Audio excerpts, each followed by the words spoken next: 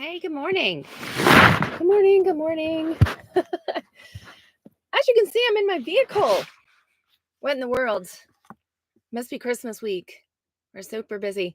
I hope you guys are having a wonderful time. I'm just going to pop out the chat. And while I'm doing that, please be so kind as to tell me who you are and where you are watching from.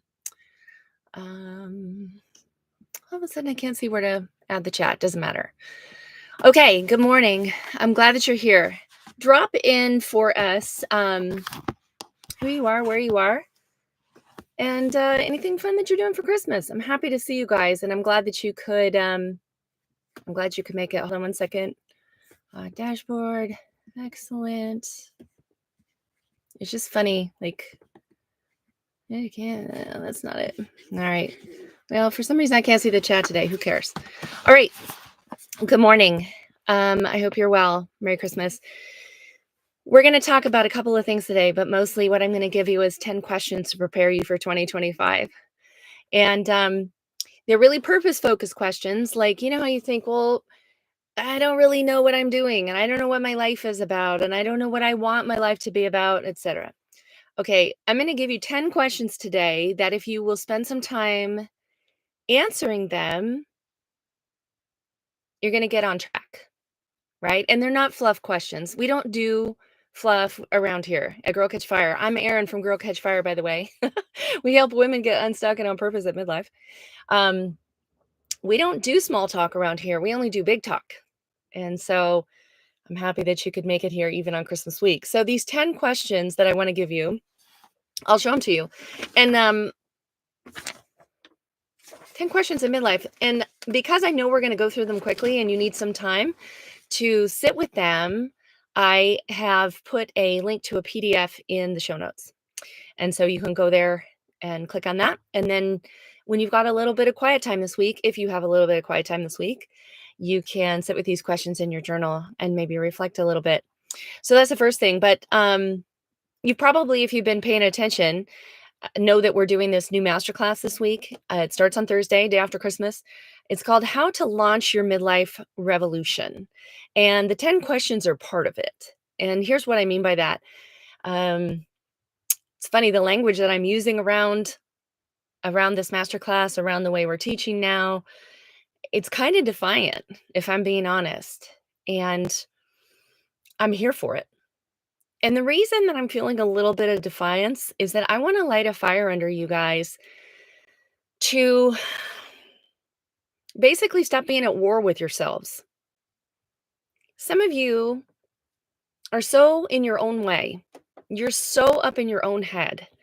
And there's a whole war going on all the way around you, but you can't see it because you're busy being at war with yourself. And I'm just tired of it. I'm so tired of hearing women say horrible stuff about themselves that they would never say to anybody else. And actually believing some of those things. And what I know for sure is that a lot of it is just rooted in shame. And that's not an easy thing to overcome. But what I want to tell you today is that it can be overcome. And we know how around here. That's sort of been the focus of our study definitely for the last year or so, is really how to get under the hood and to some of the stuff that makes us have such a low opinion of ourselves. And usually shame is at the root of it. And so, but I guess what I'm doing with this masterclass and with what we're doing with this new course at the first of the year is really getting after the fact that we need to get ourselves out of our own way, cast some vision, maybe just for the next couple months or 12 months, not forever, but cast some vision and then believe that it's actually possible. And that is a process. And that process can be taught, which is why I'm glad you're watching this YouTube, because the process can be taught. And that's what I'm super interested in. It's like, how do we help people get out of their own way, get unstuck on purpose, and building lives of joy and impact in their second half? Because the truth is, you might have 30 years here. You might have 40, depending how old you are watching this. So that's what I want to do with this masterclass and with this YouTube channel, is just light a fire under you to say, You know what? You are beautiful, you are experienced, you are kind, you are resourceful, you have all of this experience. Let's take that and do something with it rather than you feeling like there's something wrong with you and you just the best that you can do is just kind of wander around Target looking for anti-aging cream, or whatever. I love Target and I like anti-aging cream, but my point is that there's nothing wrong with you and the pain that you're feeling at midlife. It's actually pretty normal. And it's not a crisis, it's a summons. And if you grab that summons with both hands and say, "All right, let's go. Let's create something with the second half." That's what I want. That's why I do what I do. I really just want to see an army of women operating out of self-acceptance and power. Stop being at war with yourself because there's wars going on all around you. There's people all around you that need something that you have, but we forget that. And so I want to remind you of that today, and that's what these 10 questions are for. Um, Tony Robbins said a couple years ago, I was at Unleash the Power Within, which is the one where you walk on fire, which I did. If you ever get a chance to do that, you should go. I mean, he's not going to do those forever. And so the live version of it is really something. And anyway, he said when I was there, you know, this was 2 years ago, and he said, guys, you got to buckle up because winter is here. And I think he was talking about Ray Dalio, who is, I don't know, he's an author, and he's just he was recognizing patterns over the course of human history. And he says, there's about 80-year cycles that kind of match the seasons. Like there's springtime, and there's it's abundant, and everything's fruitful, and then there's fall, things start dying, and then there's winter where it's really dark, and then spring comes again. Well, Tony Robbins was saying, hey, we're going into winter, so get ready. So that's part of this too, is that if we're going into winter, okay. I'm not going to bemoan the fact if that's true. I'm not going to bemoan it. I'm going to kind of employ our motto that we use around here, which is like, so what? Now what? What do you want to do with that? Okay. So the beautiful thing about winter is where we get tough. It's where we get resilient. It's where we can rest. It's where we can make some plans. It's where we can get stronger in our bodies, our minds, ourselves. That's what I would love to see us doing with this winter. Okay.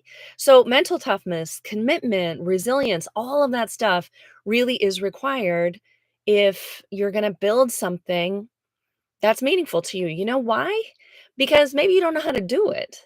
And you might have to make some mistakes. You might have to try some different stuff, and you might actually even quote unquote fail, right? Which is something we don't even believe in around here. But if you are trying something you've never done before and it doesn't work out the way you think it should, that's not a failure. That's just data. Okay. But some of you, again, are carrying such a heavy burden of shame that you're afraid to even try stuff because if it doesn't work, it means something horrible about you. No, it doesn't. It's just data. All right. When something doesn't work the way you want it to and you get back up and you try something else, then it's just a pivot. Then you're just collecting data about something new that you're doing. And this is the spirit that I want to take into 2025. This is the spirit that I want to see in my clients in 2025 is a little bit of like, you know what? I can handle this. Like, it's not going to be easy, but I can handle this. Or like, I have the energy, I have the drive, I have the enthusiasm. I can do this. And that's where resilience comes from. And so that's one of the features that I'm really eager to see, from my clients going into 2025. And so what if like this second half purpose that you want to build, like what if you're just making your life something really honest? Okay? Remember, I'm not super interested in what we're achieving. Like your second half of your life isn't so much about as achievement as it was in the first half. Your second half is really about becoming more honest. Father Richard Rohr is somebody that I totally love and appreciate, and I follow his wisdom. And he said this. He said, um, "Life is a matter of becoming fully and consciously who you already are, but it's a self that you largely don't know." Isn't that something? That's really consistent with our second mountain teaching, that you are really midlife is the pause in between your first and second mountain, the valley in between the first and second mountains, where you get to drop a bunch of bags that are too heavy to carry and you need to pick up some new tools, etc. But this is really consistent. I'm going to read it again. Life is a matter of becoming fully and consciously who we already are. But it's a self we largely do not know. So it's almost like there's like a reclamation or a revelation about who God made you to be before the world told you who to be. That's what we're going after in our second half. That's where you find purpose. That's where you find meaning in the second half of your life. Oh, and by the way, also taking whatever that is and giving it away and doing for others, like taking these gifts that you were given. Like you were made in the image of God in a very particular way. Like, what do you want to do with that? And if you are buried with shame or self-loathing or self-doubt or excessive criticism and like a low sense of self-worth and imposter syndrome, all of this stuff, okay? Like if you're burdened with all that stuff, that is what we need to dismantle. And I'm so excited to do that work because again, I'm so over listening to otherwise beautiful, accomplished, talented, smart, kind, generous women basically just kind of underestimate themselves or hate themselves or just don't have any confidence in who God made them to be. Like, let's get that out of the way. Let's drop those bags in the midlife dip so we can start our second mountain climb unencumbered and with some new ideas and new tools. Okay? So let's like this is a time where you do want to actually look inside and say like, okay, who if I'm made in the image of God in a really particular way, what is that? And these 10 questions I'm going to give you are going to help, okay? What if we did that and then we took the answer and gave it away? Because the other thing that we know about this is it just is your second half purpose, the more involved you are with others, the more you are belonging somewhere meaningful to you, the more valuable it's going to be, the more meaningful it's going to be, the more fun it's going to be, the richer it's going to be, and that's what we're going for, okay? So remember the second half of your life, what we call your second mountain, is designed to look very different than your first half. So what do you want it to be about? Okay, I'm going to blaze through these questions just to give you kind of an idea of where we're going, but drop down to the show notes and you can print it up because it's a PDF.